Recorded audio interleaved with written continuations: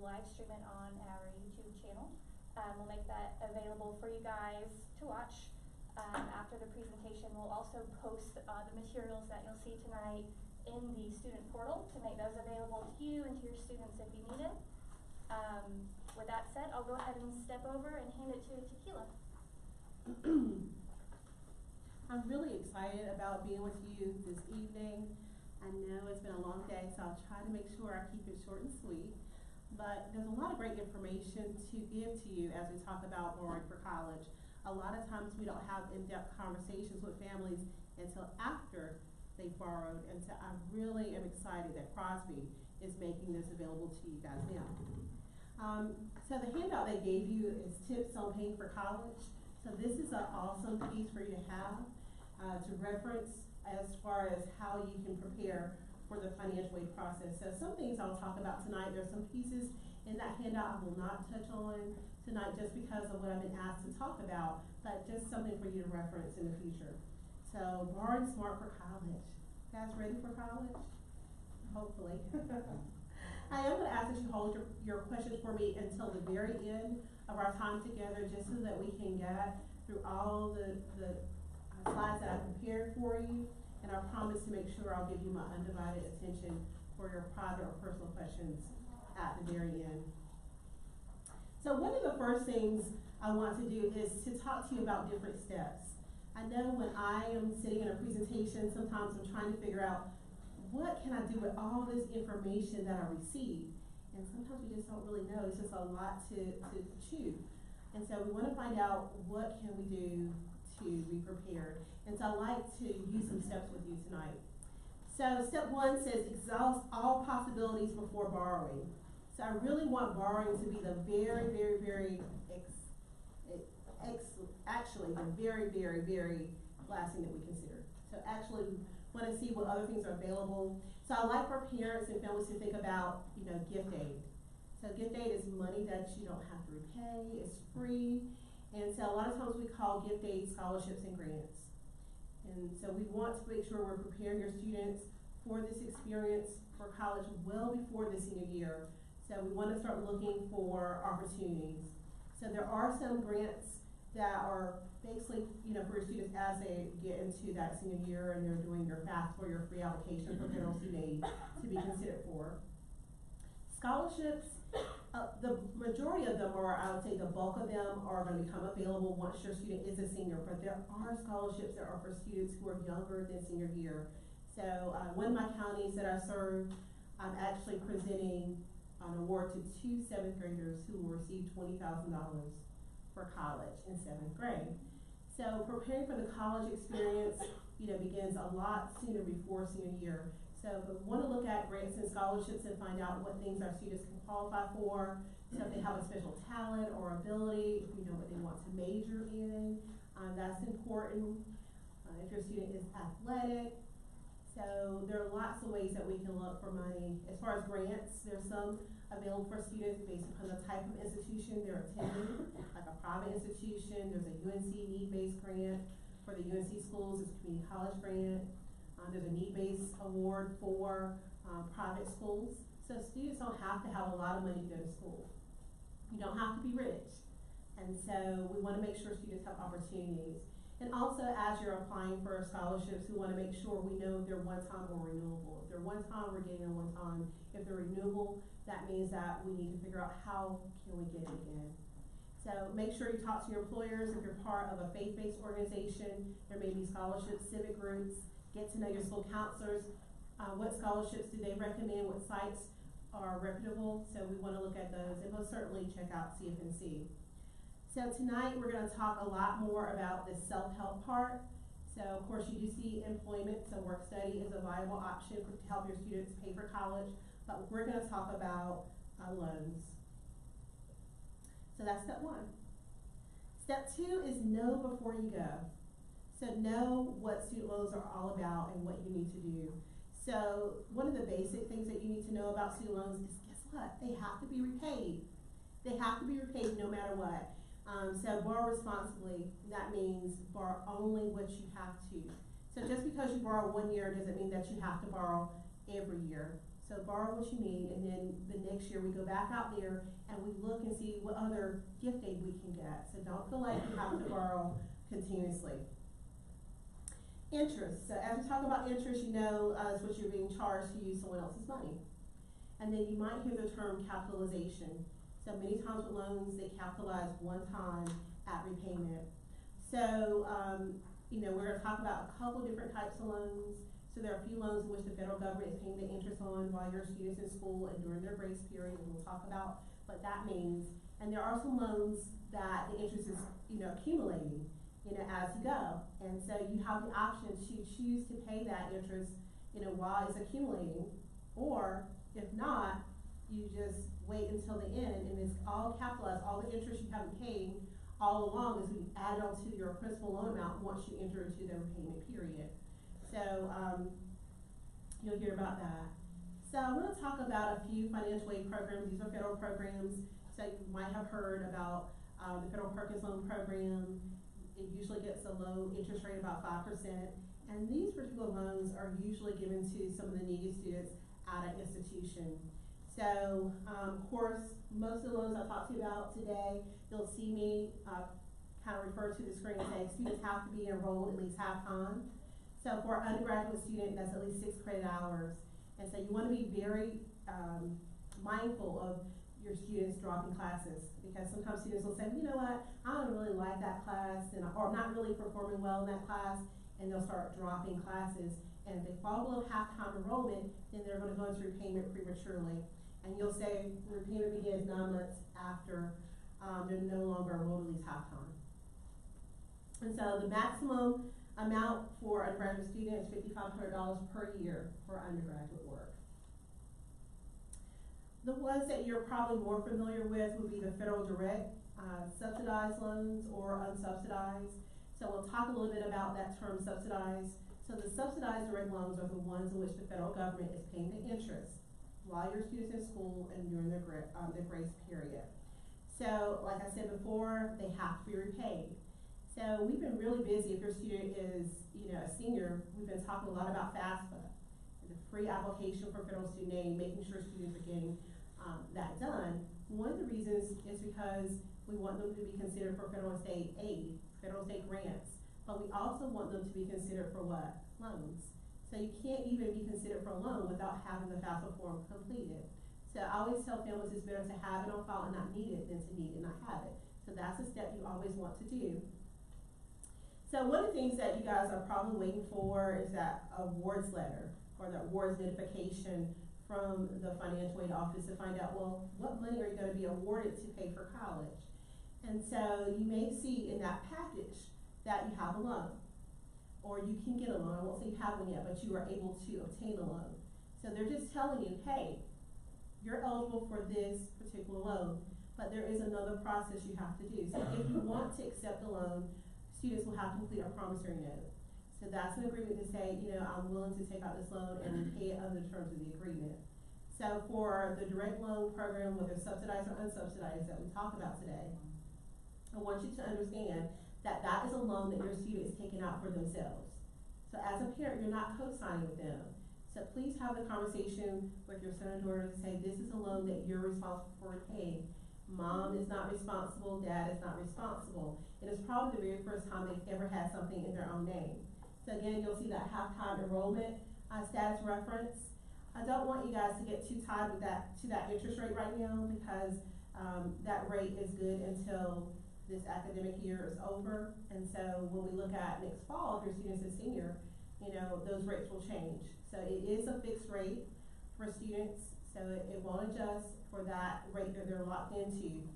But for the next year, if they take out loans, you know, each July 1, those rates can change. So I have not been informed about what the rate will be for this coming fall, but this is what it is for students right now, okay?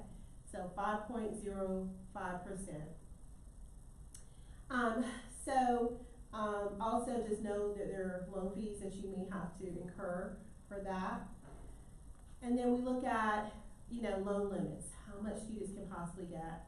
Just know that as we talk about loans and the amount that your student can possibly take out, doesn't mean they should take out the full amount.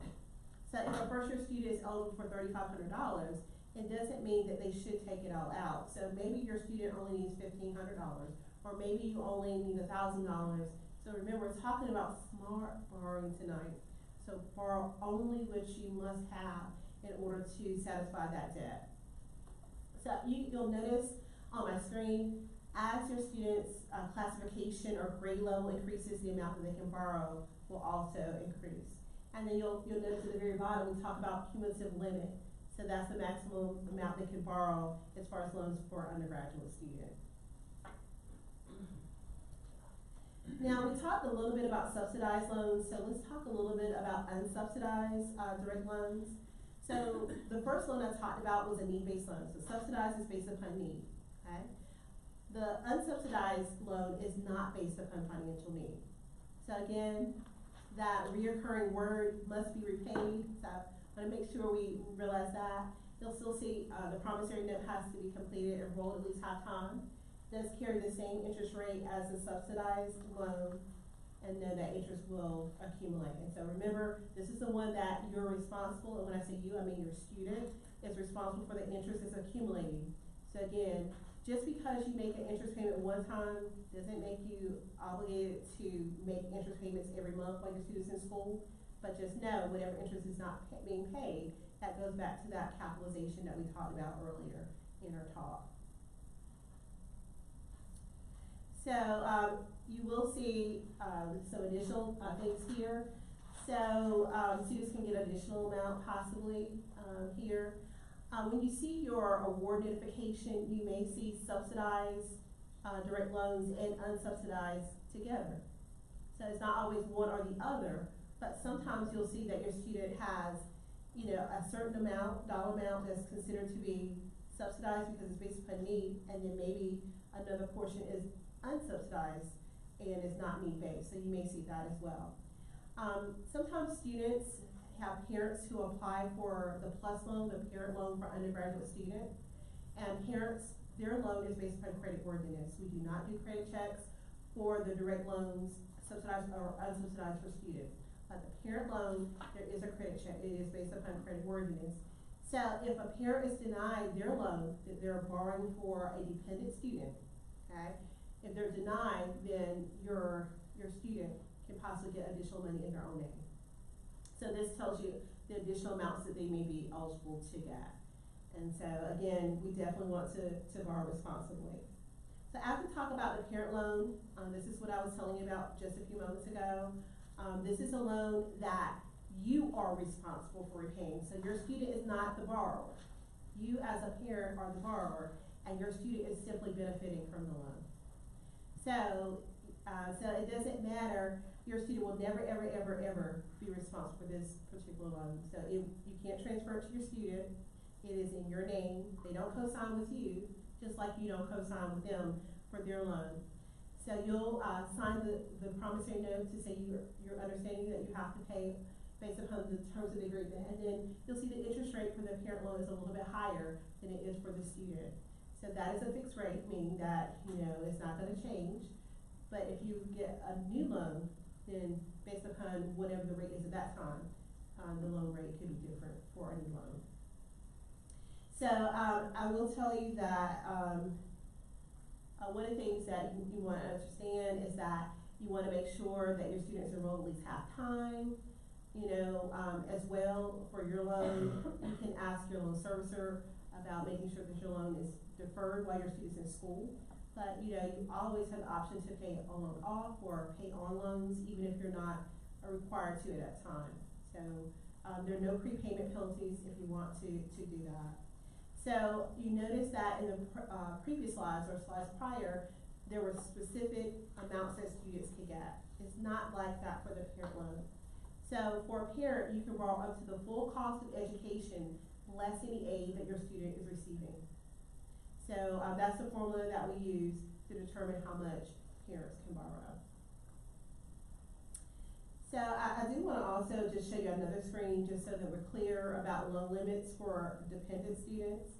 So if you're a little bit confused about whether your student's dependent or independent, let me just kind of step back a little bit. When you fill out the FAFSA, or the free application for federal student aid, there's a whole section that speaks to dependency status.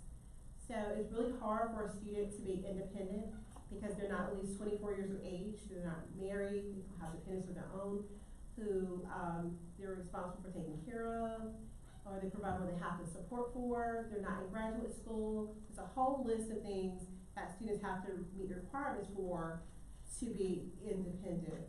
And just because your student works or has a job and a car doesn't make them independent, although they may think they are. Does that make sense? I know I have some younger students who think they're independent on my end, and I said, no, you're still independent. So as we talk about loan limits, this is just a different way to look at the information that I provided for you, so that you may see that students may be able to qualify for some additional money. But again, I want to just stress is that we want to minimize debt and know that we want to find out what other options. So we talked a little bit about, scholarships and grants, but other things that you may want to consider is that some schools may offer payment plans. So that is another way to be able to finance education. Those are interest-free, and you just have to make sure that you know how they're setting up the plan. Usually you have to pay an enrollment fee to participate in a payment plan, but it is another option as opposed to borrowing, so just keep that in mind. So these are loan limits, again, for dependent students, so it kind of gives you both subsidized and unsubsidized, what that might look like. And then, of course, I don't think this will apply for anybody here, but you will see loan limits for independent students and dependent students whose parents are denied the PLUS loan, the parent loan for undergraduate students. So again, you'll notice that there may be some additional money that students can qualify for. But again, we want to borrow responsibly, not borrow any more than we absolutely have to. Now, I will tell you that there's one slide. I will tell you that College Foundation, actually about a year ago, we started a new program. It's called the CFNC Assist Loan. So it is an alternative loan program out there. So let me just talk about alternative loans or private loans that allow students to borrow above and beyond what they're borrowing in federal dollars. So again, borrow responsibly. So this helps to kind of bridge that gap between what students can borrow in federal dollars and what else that you might owe. And so there are no fees, so no origination fees, no application fees for this particular loan. There are other providers out there that may have other private loans out there, but this is just an NC Assist. It will not let you borrow less than $1,000. A lot of times students don't have enough credit to stand alone.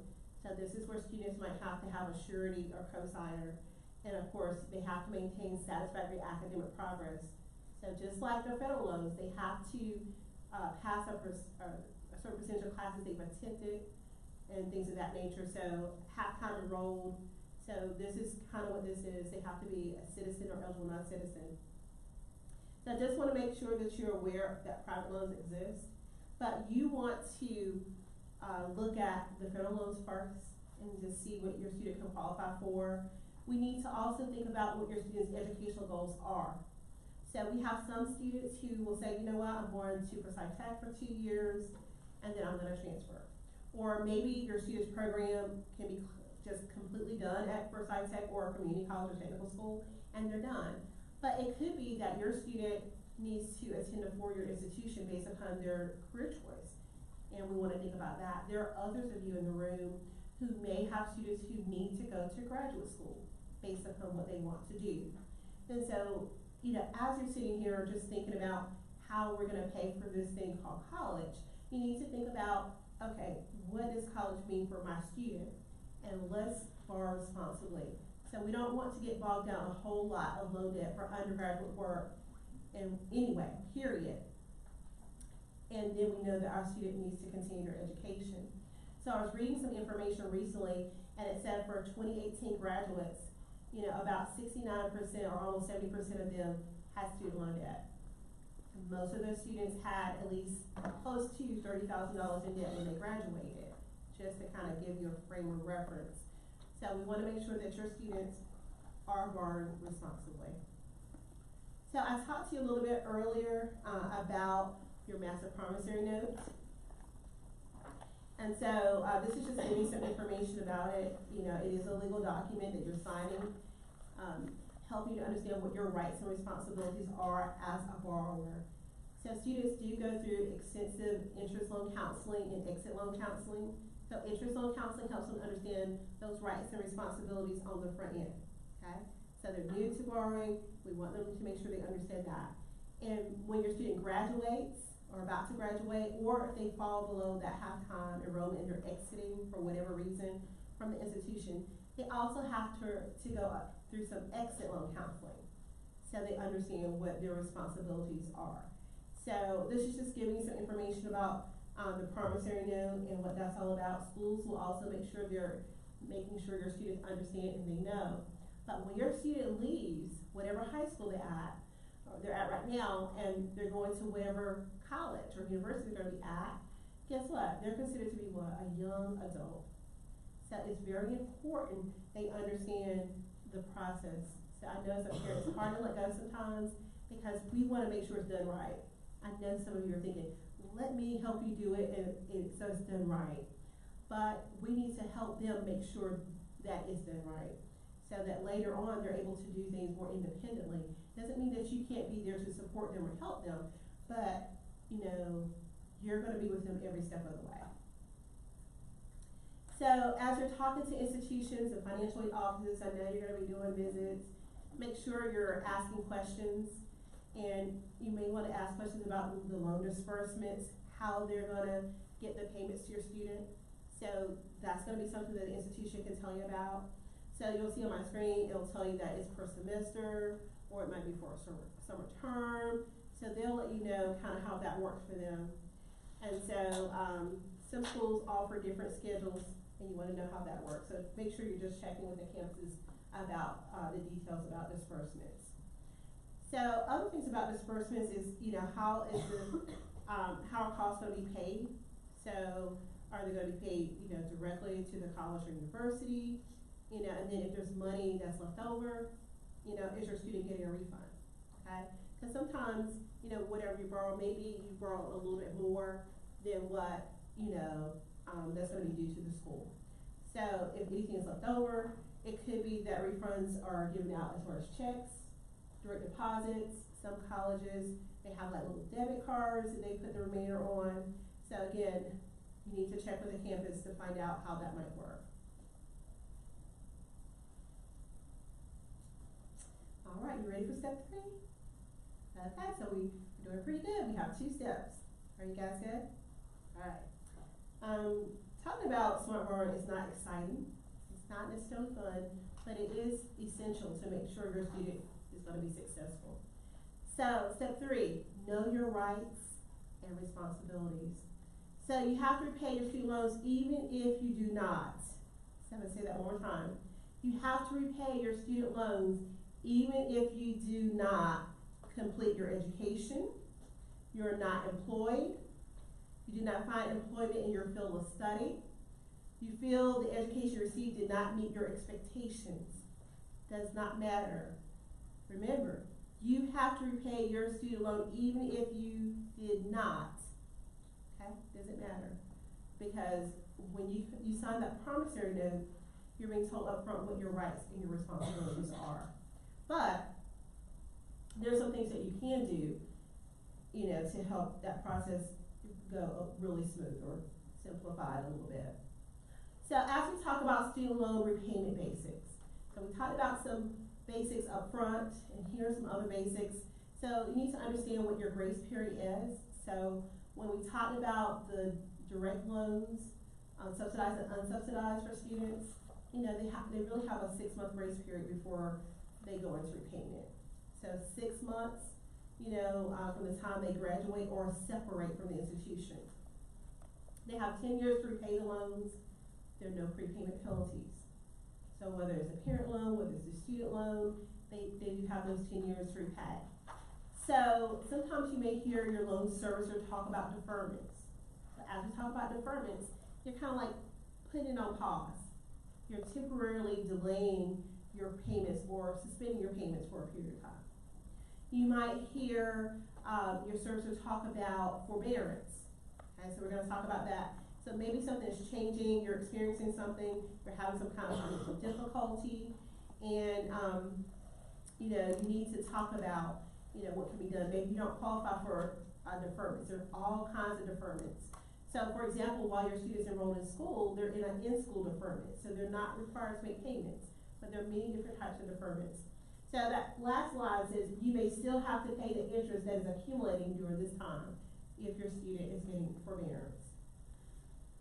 So I want to give you some repayment tips, so let's talk a little bit about that. So as we talk about repayment tips, be organized. So a lot of times we have people who borrow and they're not organized, they don't know where their documents are. I hear people sometimes after my talks or presentations, and they say, Ms. Hall, I can't remember who my loans are with. You know, so I hear all kinds of stories. So we need to make sure that we're organized, keep copies of everything. So it was so funny, I was going through some things before I moved into my last house, and do you know, I'm not gonna tell you how many years I've been out of school, but I still had my original documents. You know, I had, you know, copies of some things, and I said, oh my gosh, so maybe I'm over-organized, I don't know. Know how much your loan payments will be. So your lender is gonna tell you about repayment schedules, so the smallest payment that most lenders will allow you to have is $50, okay? And so there are many calculators out there that will help you to figure out based upon your interest rate and, you know, how much you borrowed, just a kind of like a snippet or a snapshot of what that payment could look like. So that will help you as you're trying to create a budget. And so my next point is to create that budget and make sure that you have your loan payment included. So standard repayment is what most borrowers get. So whenever you borrow, what they're saying is, okay, you borrowed X amount of dollars, and we're going to divide those up into equal payments for 10 years until it's paid off. So that's what a lot of borrowers end up getting. However, depending on what your needs are, you may be able to talk to your servicer about additional repayment options, because that may not be the best one for you as a student. So you always either have the option to prepay your loans. We talked about that, no prepayment penalties. But, you know, there are some other loan payments out there or repayment plans out there. So you'll see, for example, a graduated repayment plan. So for that, sometimes we have borrowers who need to start making smaller payments at the beginning. And then eventually, those amounts get larger for them to have to repay. Sometimes there have been extended repayment. So maybe borrower has a lot of loan debt and they can't repay it in 10 years. So they can extend it to as much as 25 to 30 years. So there are lots of things. You'll see some income contingent plans. So there's all different types of plans. So it's important to have conversations with your loan servicer to say, okay, you know, I know that typically I would be on a standard repayment, and when I say you, I mean your student.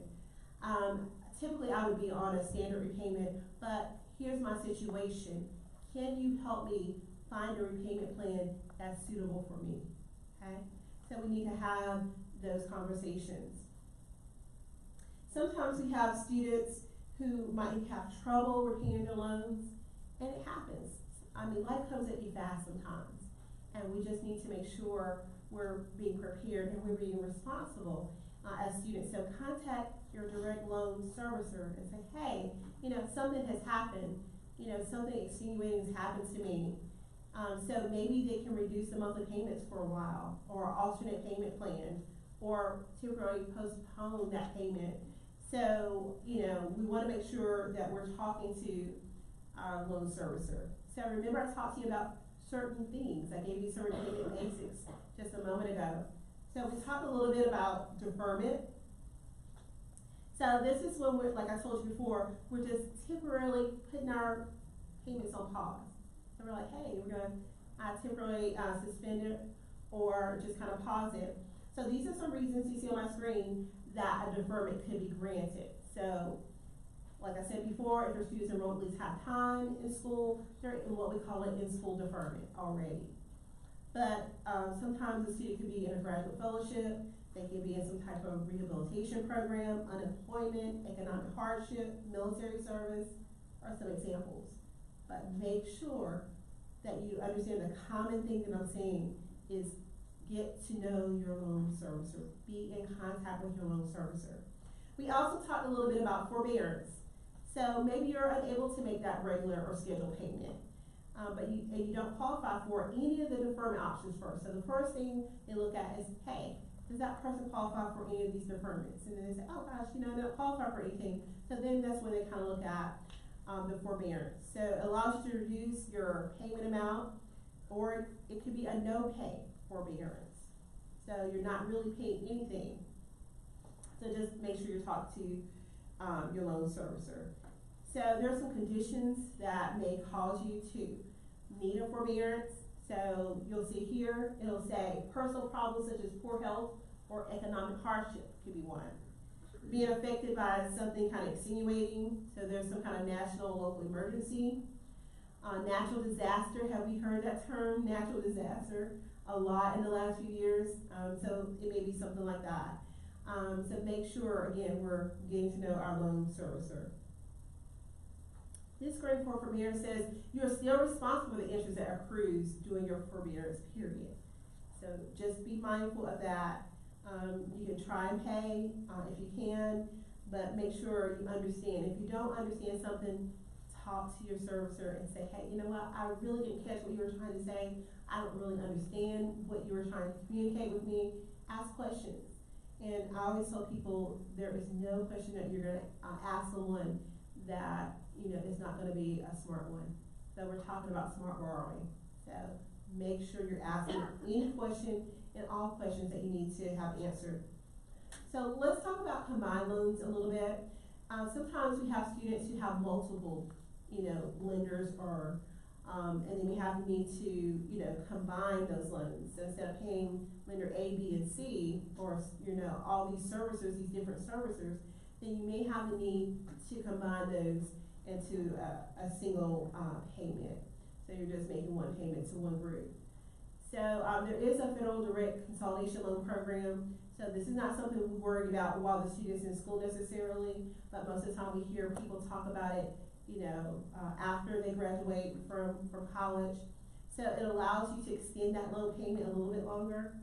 So instead of that 10 years, that's when it goes up to 30 years. And I tell people, just because you extended 30 years doesn't mean you have to take 30 years. You can always pay it off early. So just know that is an option. Many times when I'm talking to students, they'll say, well, Ms. Hall, can loans ever be canceled? So let's talk about it a little bit. So loan cancellation. So as we're talking about loan cancellation, loans can be canceled if your student dies. Okay? Oh, with it. I didn't put that on first, it just happened to be first on my list. But let's hope that doesn't happen. So, student's death, you become totally or permanently disabled, your student fails to pay a refund, if you withdraw, your school closes, you're able to complete your program of study as a result, your loan has falsely been certified as a result of identity theft. Your school falsely certified or fraudulently completed a loan application in your name without your approval. These are the ways that a loan can be canceled possibly. I also want to talk a little bit about loan forgiveness. There are some loan forgiveness programs out here. So your student may want to talk to their servicer. So of course for educators, sometimes there's some loan forgiveness where they may have to work a certain number of years. Maybe in a low-performing school. It could be, if they're working in a public sector, there might be some public service jobs that they might be able to do in order to get forgiveness. But make sure your student talks to their provider, your servicer, just to see if they can qualify for some things like that. Then there's a few programs out there that may help your students repay their loans. So you might be familiar with AmeriCorps. So this is one that may help students repay their loans if they're in the program. If your student's in the military, that might be another one. So if your student's in the military, they can talk to their recruiter to see if this is a viable option. So a couple more things, and I promise I won't be before you too much longer. but, using NSLDS, so the National Student Loan Data System. So this is really good. This is a way for students to kind of keep up, with their loans. So I like to call it like a virtual wallet, you know? So they're keeping up with all their stuff for those students who say, oh gosh, I don't remember who my loan servicer is, or I don't remember information about my loan. So this is where students can get information about their loan debt. There are some possible tax benefits that are out there, so I want to spend just a moment talking about that. So as you prepare for your taxes or tax time, you can always talk to your tax advisor to see if you can possibly use some of your student loan interest that you paid, or you can go to our favorite website, irs.gov. So anything you want to know about what you can, cannot use at tax time, and the rules keep changing. So that's why I say, you know, just go out there and just see. irs.gov is a great website for you to find out about any benefits you might have with, you know, any student loan interest that you pay. Let's talk a little bit about delinquency and default. I don't like to, but I want to make sure you know about smart borrowing, okay? So delinquency and default. So sometimes we have, you know, individuals who don't make contact with their loan servicer, and they just kind of use their notices as coasters, and they're not in touch with them. And that's not what we want to do. We always want to communicate and say this is happening because there are provisions in place, like deferments, there are forbearances, there are things that services can do if they know that you need help. But if you don't let them know you need help, they cannot assist you. So, it's just when you're failing to meet your obligation. And so you'll see right here, it says when you fail to make your payments for 270 days. 270 days is almost what? It's almost a year, right? They try to give you as much time as they can. Then you will default on your student loans. And if you default on your educational loans, there are lots of things that can happen. And so I want to just spend a moment or two talking about what happens if you don't make good on your federal loans. And these are some real serious consequences. You can damage your credit rating. So every 30 days, your loan repayment is being reported. A referral to collection agencies. And then it tells you collection costs are added to your debt. They can garnish your wages. Federal and state tax refunds can be withheld. Civil lawsuits filed against you. Loss of deferment and forbearance entitlements. Loss of repayment options or flexibility. Loss of further what? Financial aid. So that means that you will not be able to get further financial aid, and to me that is a huge thing, especially if your students need that money to help them to be able to pay for their educational expenses. And then this is one that sometimes students don't realize, is they can suspend professional license, a license that you might have. So sometimes students don't realize that. So it is, you know, it is critical that we know our rights and responsibilities, that we're borrowing smart, we're staying in contact with those loan servicers. All right, step 4. Step 4 is to minimize your debt. Here's some smart borrowing tips. Borrow only what you need to pay for college expenses. You've heard me say that, you know, repeatedly throughout this conversation. And I also told you if you borrow one time, doesn't mean that you have to keep borrowing. But it does mean that we need to get back out there and find out what kind of gift aid, that free money that's available to us. Understand how to repay your loan. Again, there's interest counseling that we do at the very beginning. There's exit loan counseling that we do at, you know, at the end as they're exiting. Know your repayment options. Okay? So there are many options out there. Find a repayment option that fits your student. Know how to get in contact with your loan servicer. So that's one of the main things that I hear students do when they're not being organized. They don't know how to get in contact with that servicer. And so if you're not in contact with that servicer, that means that you're not making arrangements when we need to, right? All right, you ready for step 5? All right, step 5, 5 steps. Step 5, know your resources. Know what your resources are. So there are great websites out there, Mapping Your Future. You have studentloans.gov. Studentloans.gov is a wonderful website. There's another one I left off. There's one called studentaid.gov. It's great. CFNC.org. ed.gov is a great website. And remember the NSLDS website I talked about in my presentation. Know your resources. Know how to get in contact with the people that you know. Get to know the financial aid office. The financial aid office is a place that your student can go to, anytime, somebody they can talk to face to face, ask questions. So get to know the financial aid office of the school that the student is attending. Okay, so we have 5 simple steps. Now I did not promise they would be short steps, but I did promise you that I would give you some steps that would be beneficial to make sure that you know what to do after this presentation. So you have some takeaways. So I broke it up by steps to make it easy for you. And then of course, just want you to know that CFNC or College Foundation of North Carolina, we will be with you every step of the way. So as you have questions, we have a toll-free number. You can call and you can talk to someone in our office, Monday through Thursday, 8 to 8, and Friday, 8 to 5. So we like to say that we have not just business hours, but we really have people hours. And we want to make sure that we're helping you. Follow us on our social media sites. So we have Facebook, Twitter, Instagram, YouTube. So if you want to follow me specifically on Facebook, I'm just Takeila at CFNC. If you're looking for me on Facebook, and I'm always sharing out information about getting prepared for college. So thank you so much for your time. We're going to handle Q&A in just a few moments.